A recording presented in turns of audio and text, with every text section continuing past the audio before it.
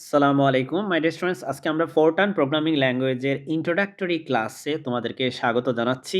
এই ক্লাসে আমরা ফোরটান ল্যাঙ্গুয়েজের শুধুমাত্র ইন্ট্রোডাকশন দেখব, যাতে তোমরা পরবর্তী ভিডিওগুলো বুঝতে পারো। সেজন্য শুরুতেই এই ভিডিওটা অবশ্যই দেখবা। ফোরটান ল্যাঙ্গুয়েজের ক্ষেত্রে প্রথম কথা হচ্ছে এটার পূর্ণরূপ হচ্ছে ফর্মুলা ট্রান্সলেশন, যেখান থেকে ফর্মুলার এফ ও আর আর ট্রান্সলেশনের ট্রি আর এ এন মিলে আমরা পেলাম ফর ট্রান। ফরটার্ন ল্যাঙ্গুয়েজ হচ্ছে একটা high level language. High level language বলতে বোঝায় এমন ল্যাঙ্গুয়েজ যেটা মানুষের বোধগম্যতা, মানুষের যে বোঝার যে লেভেল, সেটার খুব কাছাকাছি। যেটা যত হাই, মানে যদি লো লেভেল ল্যাঙ্গুয়েজ হয় সেগুলো কিন্তু আসলে মানুষ খুব ইজিলি ধরতে পারে না, মেশিনদের জন্য ধরাটা ইজি। কিন্তু হাই লেভেল ল্যাঙ্গুয়েজ হচ্ছে মানুষের বোধগম্য। বুঝতে পেরেছো? আচ্ছা, এরপরে ফোরটার্ন ল্যাঙ্গুয়েজ সবচেয়ে জনপ্রিয় হচ্ছে বিভিন্ন সায়েন্টিফিক এবং ইঞ্জিনিয়ারিং ক্যালকুলেশনের ক্ষেত্রে। বিশেষ করে আগে মানুষ বেশি এটা ইউজ করতো। যে তোমরা যদি আগে কোনো ইঞ্জিনিয়ারদেরকে চেনো, যারা হচ্ছে রিসার্চের কাজের সাথে জড়িত, তারা অনেকেই ফোরটার্ন ল্যাঙ্গুয়েজ হচ্ছে ইউজ করতো। এমনকি যারা ফিজিক্স বা এরকম সায়েন্টিফিক ওয়ার্ল্ডের সাথে যুক্ত, তারা অনেকেই কিন্তু এখনও ফোরটার্ন ল্যাঙ্গুয়েজ ইউজ করে থাকে, বিকজ তারা এটাতে কমফোর্টেবল। সো ফোরটার্ন ল্যাঙ্গুয়েজ, আমি আবারও বলতেছি, এটা হচ্ছে সায়েন্স অ্যান্ড ইঞ্জিনিয়ারিংয়ের বিভিন্ন রকম ক্যালকুলেশনের ক্ষেত্রে তোমার ফোরটার্ন ল্যাঙ্গুয়েজ ইউজ করা হয়।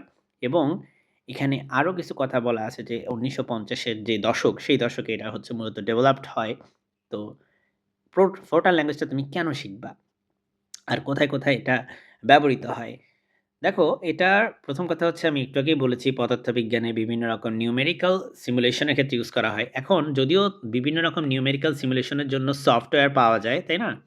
তুমি ফিজিক্সের যে ব্রাঞ্চে থাকো না কেন, সেখানে যদি কম্পিউটেশনাল ল্যাব তোমার করা লাগে, কম্পিউটেশনাল কোনো রিসার্চ করো, সেটার কিন্তু অনেক সফটওয়্যার আছে।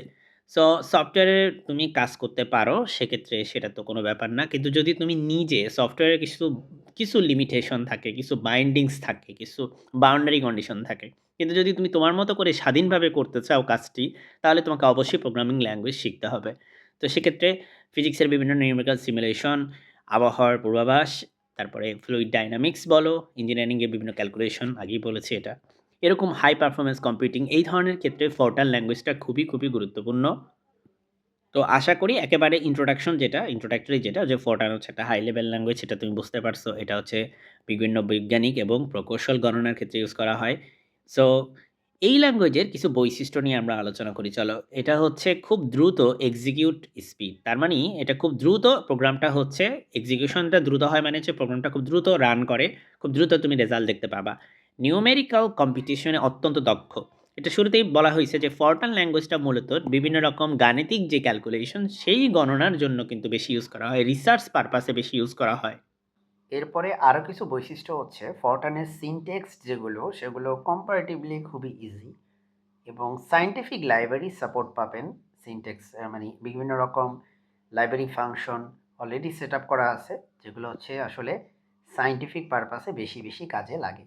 এরপরে আমাদের কিছু জিনিস জানতে হবে, গুরুত্বপূর্ণ কিছু ধারণা আছে, যেমন হচ্ছে ভ্যারিয়েবল বা চলক। আমরা যদি কোনো অজানা জিনিসকে বের করতে চাই, তাহলে সেটাকে আমরা চলক হিসেবে কনসিডার করি।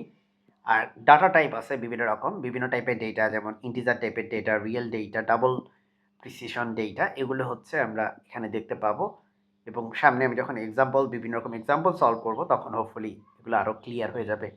এরপরে ইনপুট এবং ইনপুটের জন্য রিড, আউটপুটের জন্য প্রিন্ট ইউজ করি আমরা।